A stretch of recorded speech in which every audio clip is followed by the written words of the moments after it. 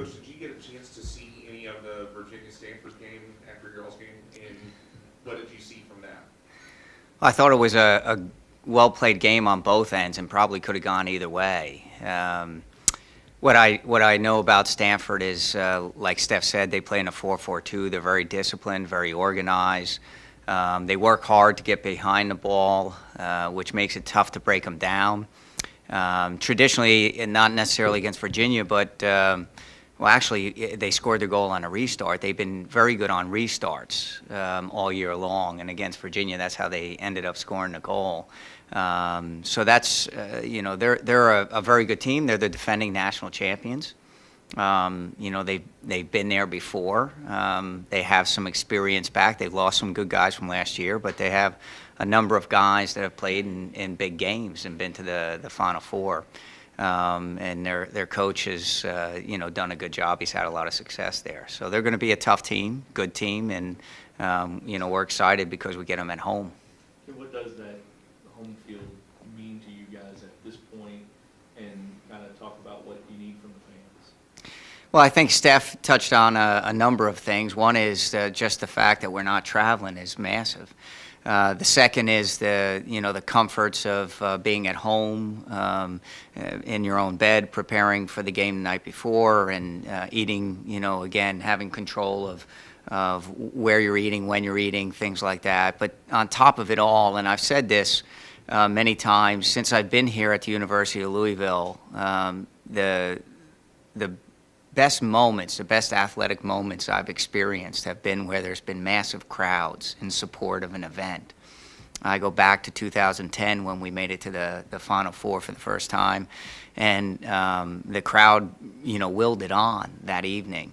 And we've had special moments at Lynn this year, playing Notre Dame when they were number one, and Syracuse, and the first game ever at Lynn. It had so much to do with the crowd and the energy and the positive push we get from them. So, that's a wonderful thing about being part of the University of Louisville Athletics is the fan base that they have and the strong will they have to push teams on to be successful.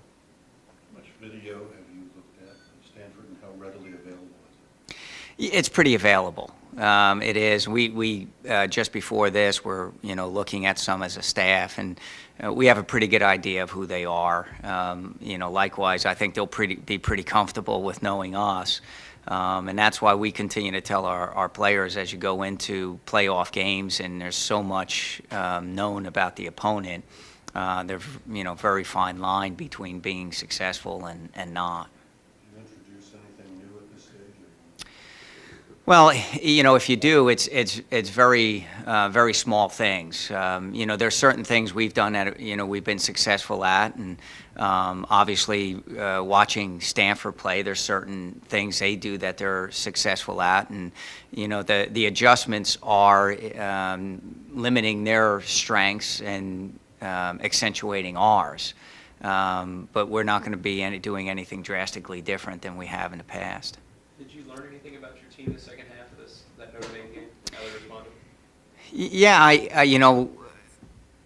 we spoke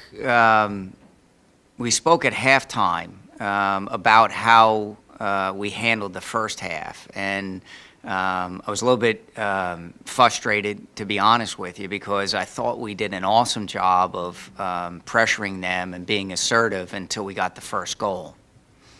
And I thought after we got the first goal, we went into a protective mode. And at that point, I thought we lost a little bit of the momentum. We lost a little bit of the rhythm of the game, and Notre Dame started getting more and more of the ball.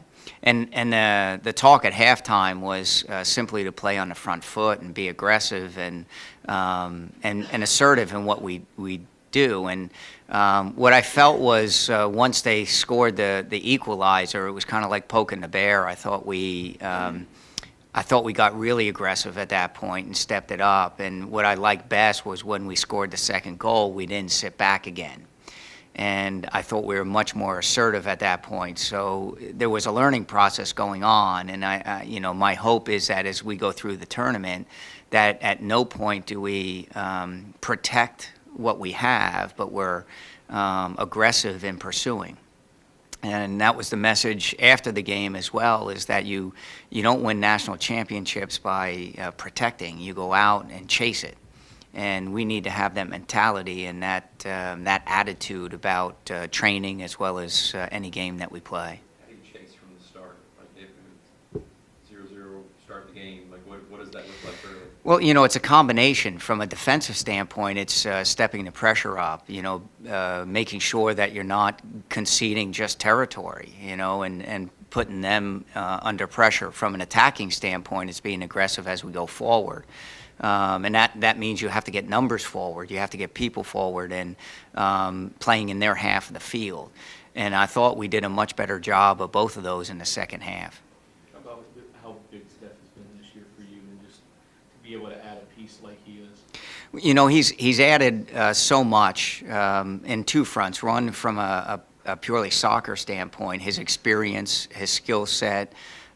He's been tremendous. He's awesome back there as a leader, directing the guys in front of him. His communication is great, and on top of it, he's just an awesome person. In the locker room with the guys, his maturity, and he knows how to win.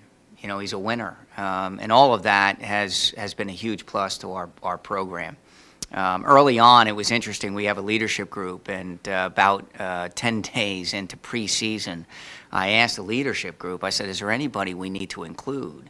And all of them said we need to have, Steph as part of this group as we go forward. And, from that point, he's added so much to the leadership group and helping our team move forward. You've had grad students before, but it just kind of sometimes is luck, isn't it? To fit in and It was timing. It was timing.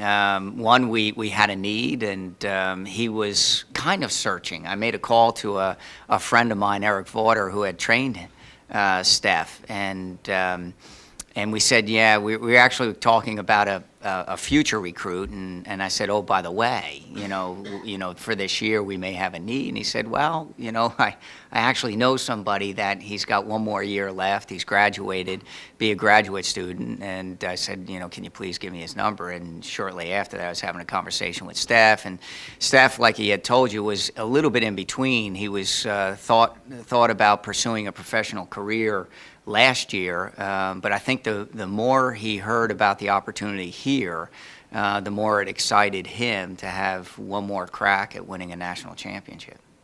Talking earlier about being assertive with the league, in your sport, is it an instinct you have to fight to go into a shell once you get ahead? Yes, it is. And how have you evolved in that respect as a coach? Well, it's interesting because again, as a coach, I think just as I was as a player, especially in one-off games where you win in advance, there's that tendency to want to protect what you have. And what I know is from experience, both playing and now coaching, is that that ends up being more dangerous because you then start giving the momentum and energy to the other team. I think the key is this, and you ask how I've grown into it, is simply the experiences of seeing a team play in such a manner that you're protective, and in those situations it rarely ends up in your favor. And in situations like that, like it did last weekend, is you have to gain that momentum back, and it's so much harder to gain the momentum back than it is to maintain it and build on it. So my growth has come through experiences where protecting a lead hasn't helped. So if you were a football coach, would you never play a prevent defense? Well, you tell me, of looking at a prevent defense, of how many times, you look back on it and go, oh my goodness, what are they doing? How come they're just not playing the way they have? And, I think in the course of a game, there's certain tactical, adjustments that you need to make. But I think if you concede territory, you end up putting yourself in a situation where you regret it. And provide them opportunities to score. And in soccer, it's no different, that you want to keep them away and play in their half as much as possible without conceding, territory. Tim Bell was named a Herman Trophy semifinalist, and he's one of those 15. What does that mean for him? What does that mean for a program to have somebody on that semifinalist list? Well, you know what, we first recognize any individual awards and honors as a team award, because it doesn't happen unless we're in the Elite Eight and being successful. So one, it's a testimony to the team and the season we're having and the program. So I give the whole team credit that we have somebody that is recognized as one of the best players in the country. I think when you look out there, that you look at right backs in the country, and I'm confident in saying, and we've seen the best teams, that Tim is the best right back in the country. For him to, you know, be leading or close to leading the country in assists as a right back says a lot about his skill set and what he can add from a defensive position in the attack. He continues to grow as a player. The best part, though, is he's grown as a leader, and that doesn't show up in the statistics. It shows up in us winning as a team. But if there's anyone that has grown the most and had the biggest impact as a leader this year, it's Tim. I'm proud of him that he's recognized, you know, for the Herman Trophy and being one of the semifinalists. My hope as we move forward that, you know, he'll be one of the finalists. Is he your third, Colin and Andrew? Is he the third? And what does that mean for the future? I mean, it has to help recruiting and stuff when you've got guys on that list. You know. Yes, certainly. And one, I think all players that play in college soccer want to be recognized for their efforts, and you know, the highest achievement is individual effort is the Herman Trophy. But furthermore, I think a lot of guys that come to our program want to have the chance, like Steph, to play afterwards. And you know, certainly when you have guys that are Herman Trophies, what it's an indication of, we have that ability to help them continue to develop, to be recognized as one of the best in the country, and then provide them the opportunities then to play afterwards. Any disappointment at all that Bo didn't make that list? Disappointment and shocked, you know, with his output of how many goals he has this year and game winners. I'm a little bit surprised that he's not included in that, but you know, it's kind of like the ACC awards at the end of the year. You know, you look at that and, you know, wonder how some of our guys weren't included in it. Steph wasn't included in, you know, being all ACC, and you wonder how that can happen. But when other people are voting on it, you never know. You never know why. You know, it doesn't take away from the awesome year Mo's had. You've been to this point before in the NCAA tournament. You've been to the College Cup, obviously. But for most of your players, this is going to be their first time playing in a game with stakes like this. What do you do as a coach to get them in the right mindset over the next few days? Well, I think the stakes were the same last weekend, and that is this, that you win and you advance. You know, there's just less teams in the tournament. But right now, it's no different, that our goal is to continue to survive and move on in the tournament as long as it continues to play on. Certainly, you know, as you move on to the tournament, you have teams that also have advanced, that are playing very good soccer, and it becomes, you know, even more difficult with each step, but it's still the same scenario. Right now, we're just trying to advance and make sure that we continue in the NCAA tournament. Regardless of whether it's second, third, or fourth round, it's, you know, the same things at stake is you win and you keep playing, and that's where we want to be after Saturday night. Anything else? Yeah. Let's go. Thanks. Thank Ken. you.